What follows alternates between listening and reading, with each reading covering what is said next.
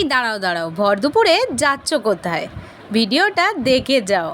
গাছে থেকে তুলে নিয়েছি টাটকা কিছু কাঁচা লঙ্কা, আজকের আমি ভাতের সাথে খাবো।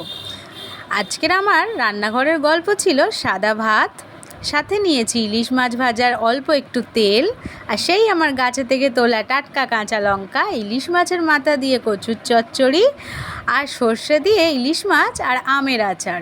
এই ছিল আজ আমার রান্নাঘরের গল্প। প্রত্যেকটা রেসিপির ভিডিও কিন্তু আসবে, আমি কিভাবে বানাই আমি তোমাদের সাথে শেয়ার করব। তোমরা কিভাবে বানানো শিখেছো আমার সাথে শেয়ার করবে।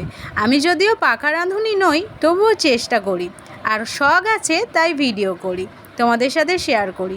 তোমরা প্রত্যেকেই আমাকে ভালো ভালো কমেন্ট উপহার দাও, তার জন্য তোমাদেরকে অসংখ্য ধন্যবাদ।